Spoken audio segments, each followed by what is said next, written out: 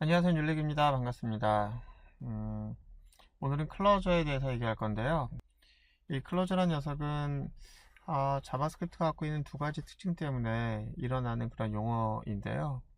자바스크립트 자체는 함수를 정의라는 걸 하지 않고 함수를 객체로 만들어서 그 자체가 정의다 라고 하고 있는데, 함수를 객체로 만들기 때문에 그 객체 자체가 발환될 수도 있고, 또 함수가 함수 안에서 만들어질 수 있고, 그러다 보니까 함수가 갖고 있는 지역 변수에 대한 그런 문제가 클로저라고 하는 것을 낳게 되는데요.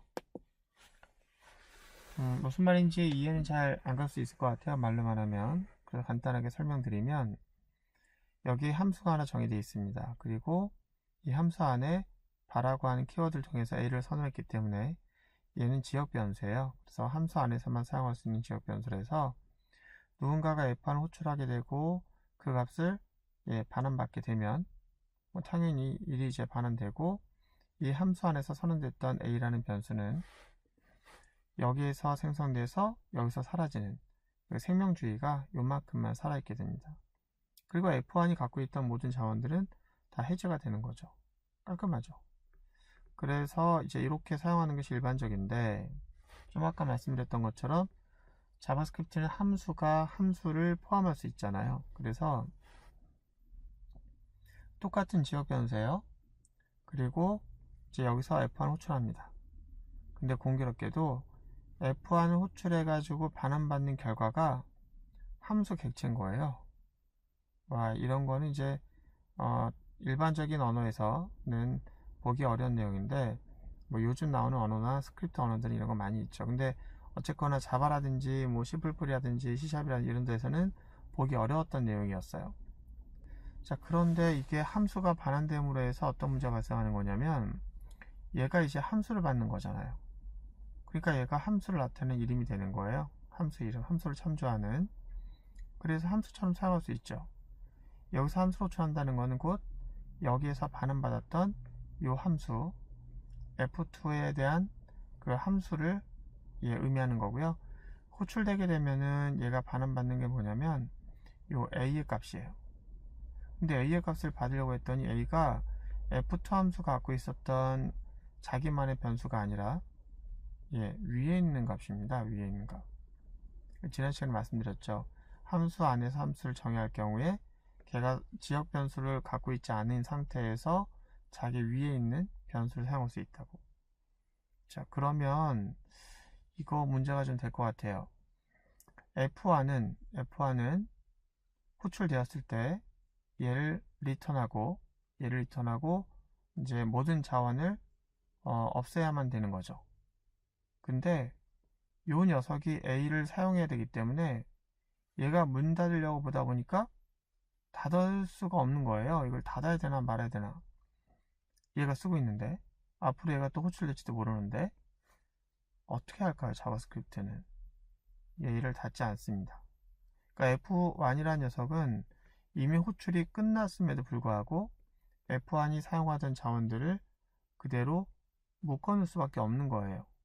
왜? 이 안쪽에서 쓰고 있는 이 녀석이 A를 사용할 수 있게끔 하기 위해서 얘가 자원을 못 닫는 거예요. 얘가 자원을 닫으려면 이 F란 녀석이 이제 더 이상 이 녀석을 참조하지 않는 상태, 그러니까 다른 값으로 널을 받거나 또는 다른 함수로 대치되지 않는 이상 이게 놓여지지 않는 거예요. 그래서 F1이라는 녀석의 생명은 어쨌든 현재 이 코드에서는 끝까지 살아남는 일이 발생해요. 죽지 못하고. 얘 때문에. 그렇죠. 오로지 얘가 죽을 수 있는 방법은 요 녀석이 다른 놈에 의해서 참조되고 있는데 참조가 사라져야 되는 거죠. 그래서 이름하여 얘를 뭐라고 그래요? 얘를 닫을 수 있게 해주는, 자기가 사용하고 있는 자원을 닫을 수 있게 해주는 유일한 키워드다라고 해서 클로저라고 합니다. 클로저. 얘가 클로저예요. 이걸 쓰고 있는 이런 클로저라고 하는 녀석으로 인해서 우리가 자원이 계속해서 묶이는 일이 발생할 수 있는데, 이 자원이 묶이는 것을 자기가 알고 묶는 것과 자기가 모르고 묶는 것은 다른 거예요. 그래서 여러분들이 이 클로저가 발생하지 않도록 프로그램을 잘 만들어야 하거나 아니면 내가 일부러 클로저를 만들 수 있습니다. 다음에 ES5에 대한 내용의 객체 지향 부분을 설명할 때 프로토타입을 이용한 객체 지향이 이루어질 텐데요. 그때 멤버 메서드를 만들 때 일부러 이렇게 클로저를 만들게 되죠. 그건 어쩔 수 없이 자바스크립트가 갖고 있는 그 방법적인 부분이고요. 근데 이거는 당연한 건데 사용하는 게 문제가 되는 건 아닌데 잘못 알고 쓰는 경우가 문제가 되니까, 그래서 많은 사람들이 클로저 하면서 어렵게 말하는 사람들이 있고, 또는 이 자체를 너무 부풀려서 설명하는 경우도 있어요. 아무것도 아닙니다. 함수 안에서 그 자기 거 위에 있는 함수 거의 자원을 쓰면서 그 녀석이 얘를 물고 있는 경우가 이제 많아지는데, 이제 요게 이제 클로저다라는 거 꼭 기억하시고요. 용어적으로 어렵게 생각하지 마시고, 클로저는 그냥 내가 남을 클로즈 할 수 있게끔 해주는 키를 갖고 있다, 그런 뜻이니까. 자, 오늘 클로저에 대해서 알아봤습니다. 자, 이제 우리는 기본적으로 자바스크립트가 갖고 있는 그 특징, 또 언어적인 문법적인 요소에서 데이터라든지 연산자, 제어구조, 그 다음에 함수까지 봤습니다.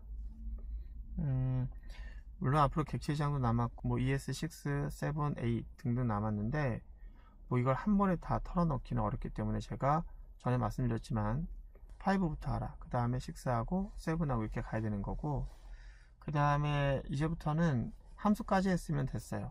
여기까지 하면은 언어적으로는 충분히 다룰 수 있는 기본적인 건 마쳤으니까, 이제 우리가 플랫폼을 이용해서, 재료들을 이용해서 프로그램 간단하게 다뤄볼 때가 됐습니다. 다음 시간에는 브라우저가 갖고 있는 플랫폼의 재료들을 간단하게 알아보면서 이제 예제를 다루는 시간을 갖도록 할게요. 고생 많으셨습니다. 다음 시간에 뵙도록 하겠습니다.